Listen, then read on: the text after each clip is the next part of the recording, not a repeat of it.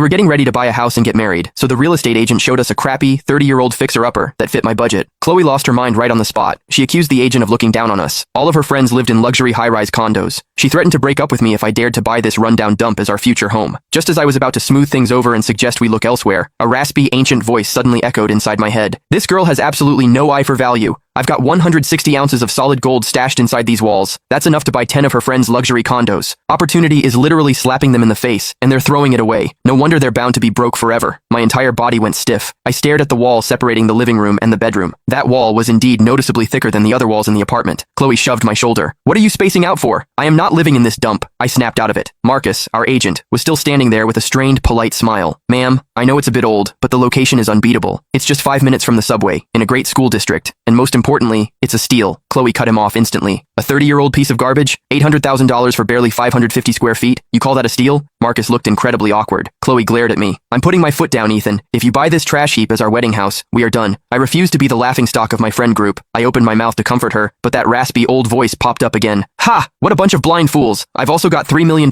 in cold hard cash stuffed in the kitchen ceiling. With the gold in the walls, that's a fortune. And they're complaining about my house being old? $3 million in cash in the ceiling?" I couldn't help but glance upward. This was an old building, but a cheap drywall ceiling had been installed. Nothing looked out of the ordinary. Marcus quickly stepped closer to me. "Sir, do you actually think the place has potential? The elderly owner is in a rush to sell. Her late husband was a senior accountant for a major multinational firm before he retired. He was a great guy, but he passed away suddenly and didn't leave a will. The old lady is terrified of living here alone. She's moving to Europe to live with her daughter, which is why she listed it so cheap. Market value is easily over $1 million. An accountant? How did he get 160 ounces of gold? And why hide it in the walls? What about the rest of the family?" I asked. "Just the one daughter. She's already settled abroad. It's not easy for her to fly back. The old lady said everything left in the house is a bonus. Furniture, appliances, do whatever you want with them. She's not taking anything." My heart skipped a beat. Pretending to inspect the apartment, I strolled over to the thick wall and knocked on it twice. It sounded dull and hollow. Marcus chimed in. "The best thing about these old apartments is that you can remodel the layout easily. This wall between the living room and bedroom isn't load-bearing. Knock it down, and you double the size of the living area. It'll look brand new. Is the price negotiable?" Marcus's eyes lit up. "$800,000 is already rock bottom, but man, if you're seriously interested, I can talk to her and see if she'll shave off another 20 or 30 grand. Chloe stared at me in absolute disbelief. "Ethan, are you insane? Are you seriously thinking about buying this trash can? Can't you see the paint peeling off the walls? The bathroom is microscopic, and the kitchen doesn't even have a window. Do you honestly think this is all I deserve?" I opened my mouth, wanting to explain, but there was no way I could tell her about the hidden treasure in front of the agent. Just then, the old voice spoke up again, dripping with mockery. "Still trying to haggle? Do you have any idea how many people are eyeing my place? That bastard Derek next door. He tried to marry Arthur's daughter years ago, just to bleed them dry and steal their estate. He failed back then. But now that Arthur is gone, he's coming for this house. He's scheduling a viewing tomorrow. If you let him snatch it, don't come crying to me." The words spilled out of my mouth before I could stop them. "I actually love this place. Let's sign the contract today."